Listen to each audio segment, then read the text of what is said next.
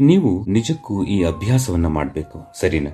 ಭೂಮಿ ಮೇಲೆ ನೀವೊಬ್ಬರೇ ಮನುಷ್ಯನಿರೋದು ಅನ್ನೋ ಹಾಗೆ ಕೂತ್ಕೊಳ್ಳಿ.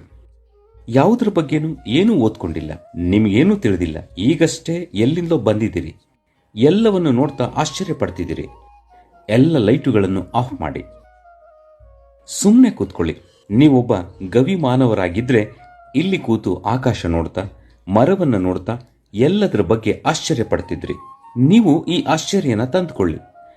ನೀವು ಅಸ್ತಿತ್ವದಿಂದ ಪರವಶರಾಗದಿದ್ರೆ ಅದಕ್ಕೆ ಕಾರಣ ನೀವೆಲ್ಲೋ ತಲುಪಿರೋದಲ್ಲ. ನೀವು ಎಂಥ ಮೂರ್ಖರಾಗಿದ್ದೀರಂದ್ರೆ ಅದನ್ನ ಯಾವತ್ತೂ ನೋಡ್ಲೇ ಇಲ್ಲ.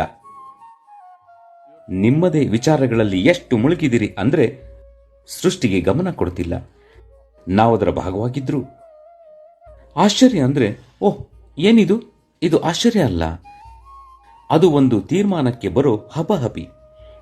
ಆಶ್ಚರ್ಯ ಅಂದ್ರೆ ಅದೇನು ಅಂತ ಪದಗಳಲ್ಲಿ ಬಣ್ಣಿಸೋಕೆ ಆಗದೆ ಇರೋದು. ಅಸ್ತಿತ್ವದೆದುರು ಸುಮ್ಮನೆ ಪರವಶವಾಗೋದು.